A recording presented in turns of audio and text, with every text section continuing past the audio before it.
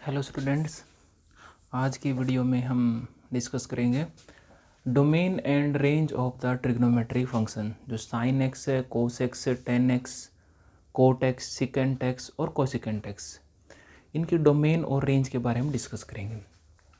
सबसे पहले हम डिस्कस करते हैं साइन एक्स को। साइन एक्स का जो हमने देखा था, ये ओरिजिन, ये फर्स्ट क्वाड्रेंट, ये सेकंड क्वाड्रेंट, ये थर्ड और ये फोर्थ क्वाड्रेंट।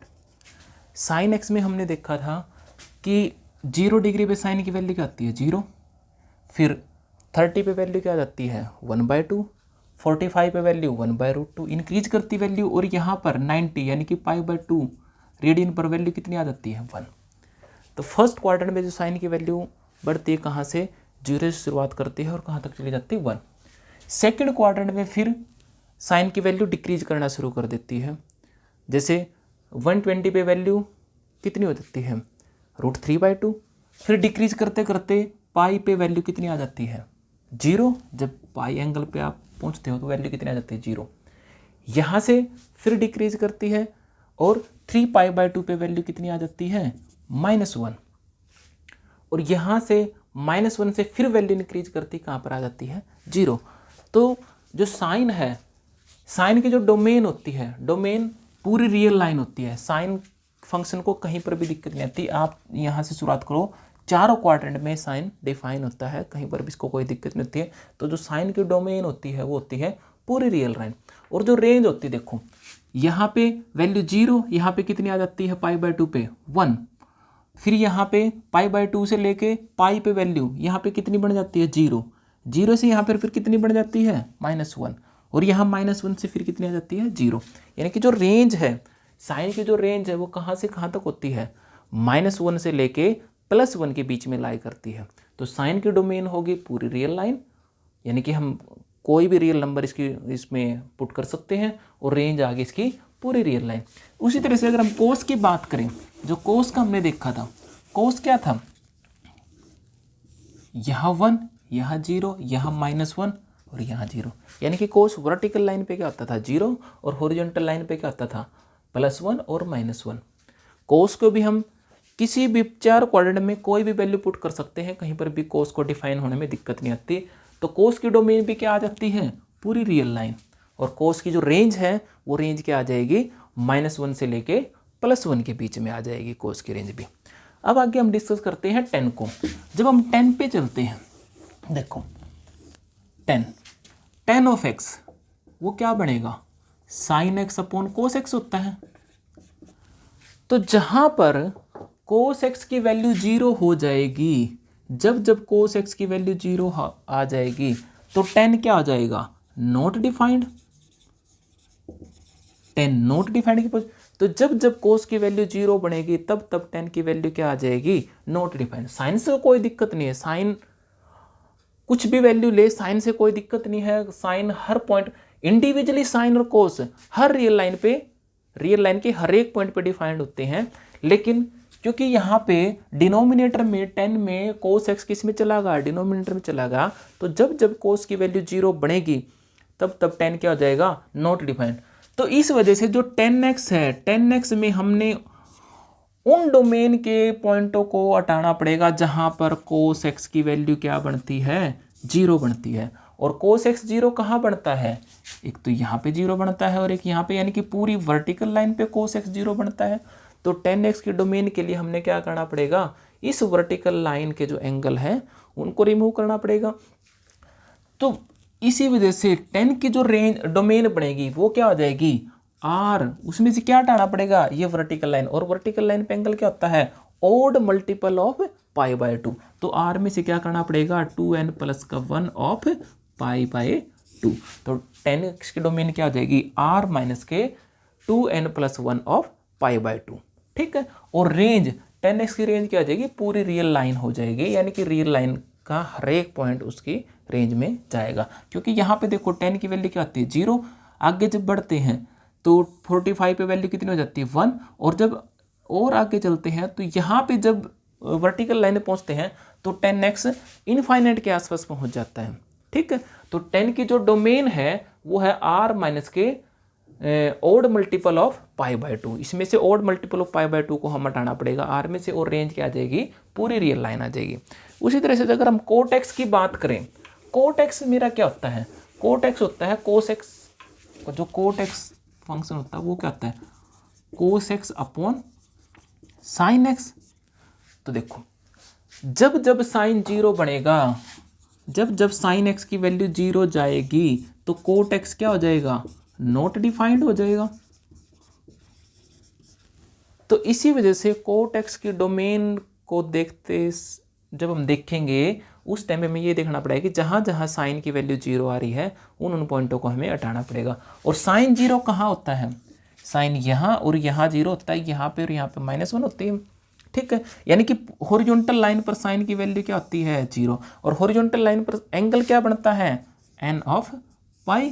तो इसी वजह से कोट एक्स की जब डोमेन लिखेंगे तो कोट एक्स की डोमेन क्या आ जाएगी, r माइनस के n पाई, और कोट एक्स की रेंज क्या आ जाएगी, पूरे रियल नंबर का जो सेट है वो क्या आ जाएगी, इसकी रेंज आ जाएगी।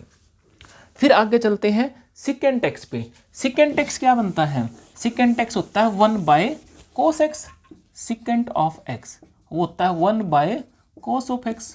अब सिकेंट एक्स को देखें तो जहां पर कोस एक्स की वैल्यू जीरो आ जाएगी, जब जब कोस एक्स जीरो बनेगा तो सिकेंट एक्स क्या बनेगा, 1 बाय 0, यानी कि नॉट डिफाइंड की पोजीशन में आ जाएगा।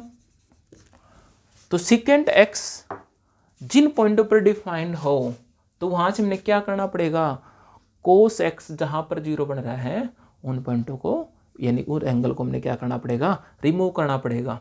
तो इस वजह से, और जो कोस है, कोस जीरो कहाँ बनता है, वर्टिकल लाइन पे, यहाँ और यहाँ, और ये यहाँ पे एंगल कितना होता है, 2n + 1 ऑफ पाई बाय 2। तो सिकेंट एक्स की डोमेन क्या आ जाएगी, r माइनस के 2n + के 1 ऑफ पाई बाय 2, यानी कि पूरी रियल लाइन के पॉइंटों में से हम क्या हटा देंगे, इस वर्टिकल लाइन पे जो एंगल बनता है उसको रिमूव कर देंगे, और वर्टिकल लाइन पर एंगल बनता है odd multiple of pi by 2। अब रेंज की बात करें, सिकेंट एक्स की रेंज की बात करें, देखो जो कोस एक्स है, कोस एक्स की रेंज क्या होती है, कोस एक्स की रेंज होती है -1 से लेके +1, यहाँ इनके बीच में होती है कोस एक्स की रेंज।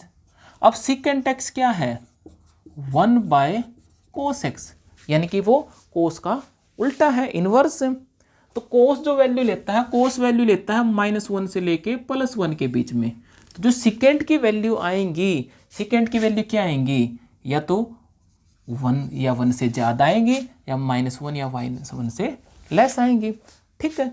तो सिकेंट एक्स की जो रेंज आ जाएगी वो आ जाएगी -∞ से लेके -∞ से लेके -1, और 1 से लेके इन्फिनिटी, -∞ से -1 यूनियन 1 से लेके इन्फिनिटी। और इसको हम क्या लिख सकते हैं कि r माइनस -1 से लेके 1, कि इस पूरी रियल लाइन में से हम क्या हटा दें, -1 से लेके +1 के बीच का जो ओपन इंटरवल वो हटा दें।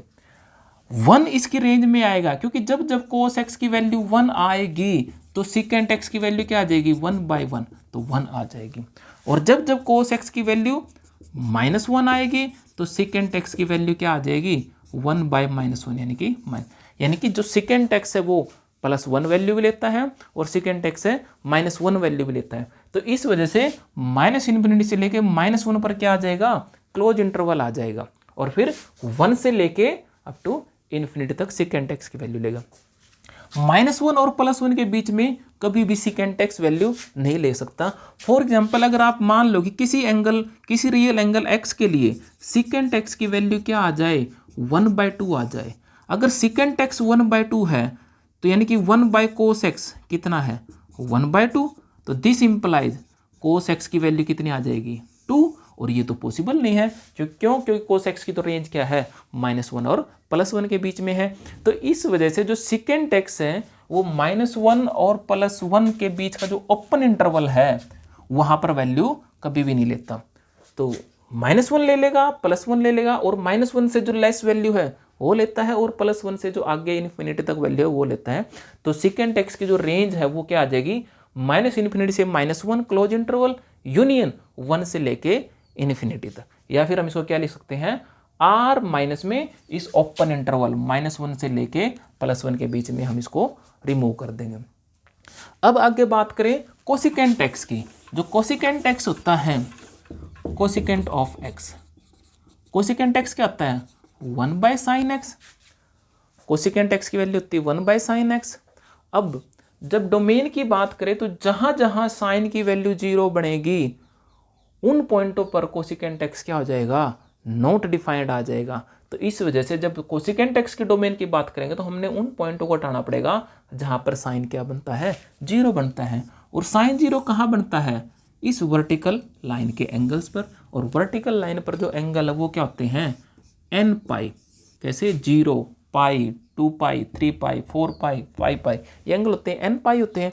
तो हम क्या करेंगे, इस पूरी रियल लाइन से, पूरी रियल लाइन के पॉइंटों से हम इस हॉरिजॉन्टल लाइन के जो एंगल हैं उनको रिमूव कर देंगे और वहाँ पर क्या होते हैं एन पाई। तो कोसिकेंट एक्स की डोमेन क्या हो जाएगी r माइनस के एन पाई।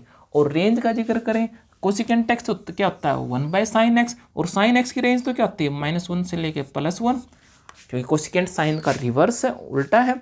तो साइन एक्स कोसिकेंट एक्स की भी रेंज क्या आ जाएगी -∞ से लेके -1 यूनियन 1 से लेके इन्फिनिटी। ठीक है, होप सो आपको ये चीज़ पसंद आई होगी। Thank you.